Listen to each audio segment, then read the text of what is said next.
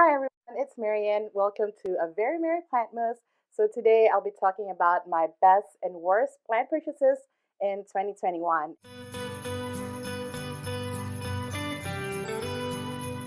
So in order to not make this video way too long, in this video I'll be talking about my best plant purchases in 2021, and in next video I will share with you my worst plant purchases in 2021. So let's go ahead and get started. So the very first one is none other than the anthurium clarinervium. So this plant is almost in anyone's wish list. It was certainly mine ever since I started collecting plants. And this year I finally bit the bullet and got one. And this is actually the very first plant that I got in 2021. And it so happens that I got it from one of my viewers who live in my area. And I was sold this for $100, which, if you know anything about the prices of anthurium clarinervium, this was actually a pretty good price, almost a steal, because when I got it, it was fully rooted, fully propagated, and it had 3 leaves originally. So even though this is probably my most expensive plant I purchased ever, not just in 2021, I thought that it was quite a deal when I got it. And I consider it one of my best purchases, not just because it was a great deal, but it's also a pretty great plant. And honestly, when rare plants are kind of like synonymous to finicky plants, that's why they're almost always considered rare. This one is actually a pretty easy plant to take care of.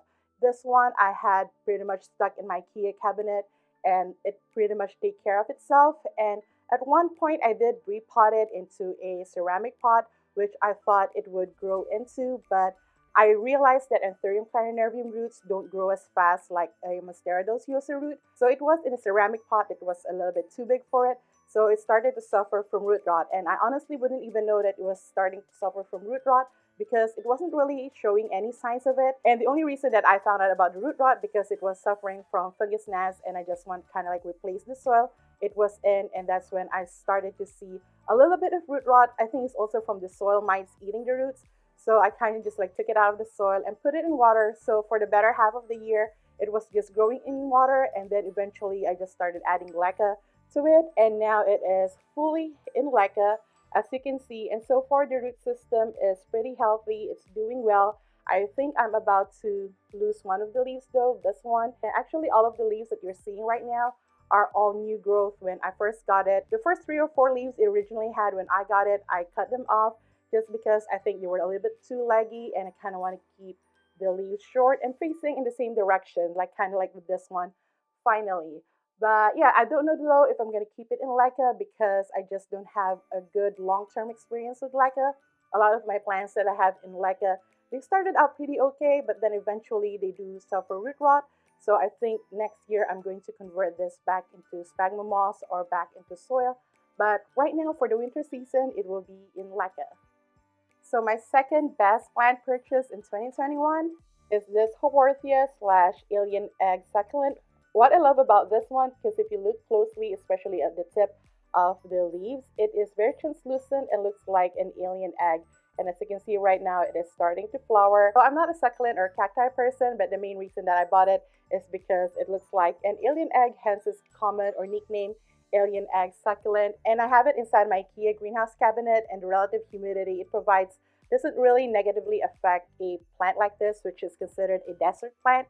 And it also helped me not water this plant as frequently. So this one I'm probably watering just like maybe once a month. So even though I'm not that into cacti or succulents, this one was really a nice addition to my plant collection. For this next plant, this almost ended up in my worst plant purchase, not in my best plant purchase, because this was part of my import order from Indonesia that I did through Etsy, and it wasn't a good experience for me. All of the plants that I got were basically rotten, and I was just left with wet sticks.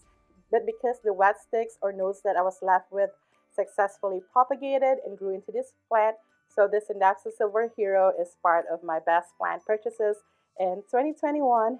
And as you can see, it has grown 2 leaves over here and another 2 leaves at the back. I'm trying to get it to grow into this bamboo plant because I want it to shingle, because I've seen a lot of Syngonium plants shingle and they look really cool. So I want to try and see if I can get this one to shingle. Syngonium is already known for being slow growing plants. This is my slowest growing Syngonium plant, and that is okay. I want it to take its time because I do want it to properly shingle on this bamboo planks.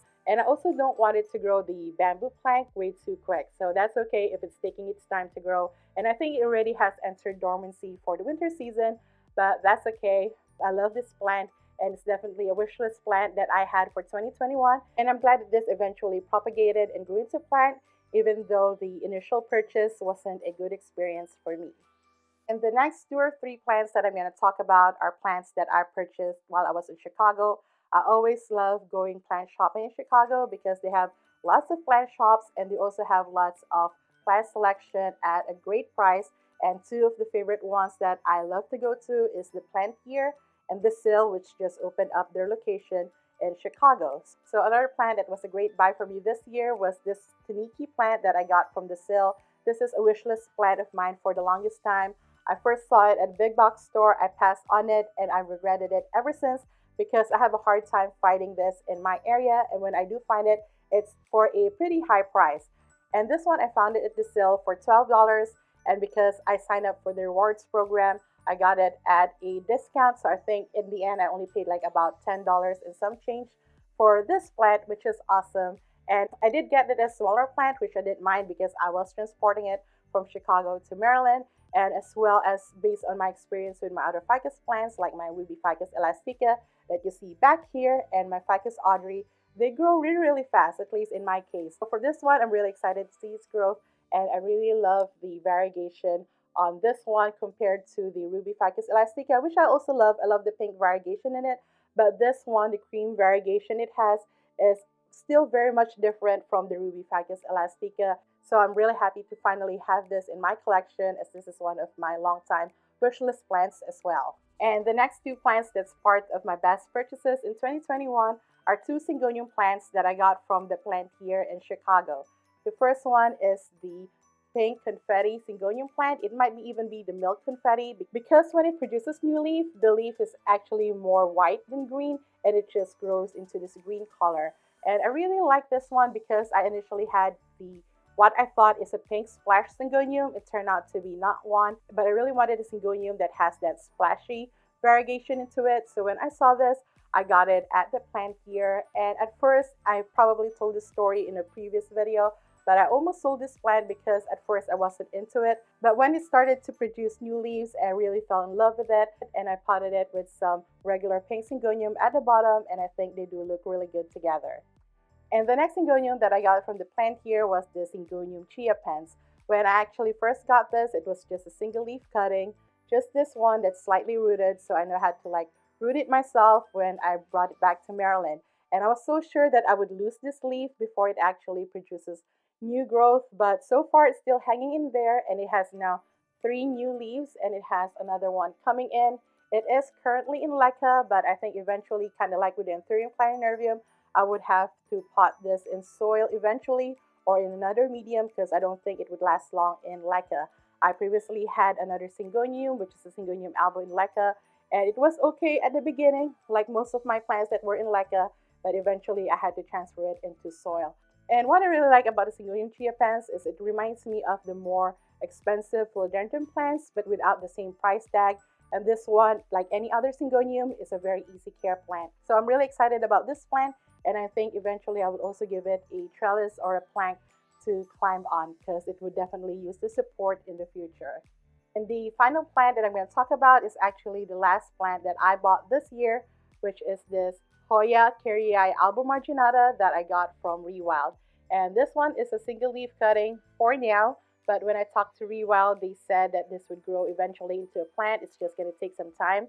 And I haven't really checked if it has a node or not, because if you've seen my previous videos, you know that I had bad experience repotting my Hoyas right away after I've gotten them. So this one, I'm just giving it time. I'm probably going to check later on or just wait patiently to see if it actually would grow a new leaf and become a plant of its own. And if not, I don't mind. I do like it as a single leaf cutting, but of course I would prefer if it grow into a new plant. And as you might know, this is not my very first Hoya kerrii albo marginata. I had one that I imported from Thailand that has 6 leaves on it, which was amazing, but unfortunately that one didn't survive. It died off this year, and that's when I knew that I really want this plant because I rarely repurchase a plant that I killed or did work out for me. So I hope this one really works out for me. If it becomes a plant, great. If not, it's okay. It's just a single leaf cutting because it's so cute in this turtle planter that one of my subscribers also gave me when I did a plant trade with them.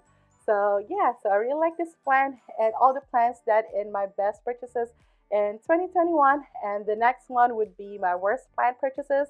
So watch out for that one. And if it's already up, I'll link it up here and also down in the description. Thank you so much for watching. And if you like it, please give me a thumbs up and let me know down in the comments what are your best plant purchases in 2021. And if you're new here, please do subscribe. I come up with videos every week. And especially now that it's Plantmas, I come up with videos 3 times a week. And you can check out the rest of my Plantmas videos in the playlist linked down in the description. But until then, I see you. I appreciate you. Take care of yourself and each other and have a plentiful holiday season. Bye!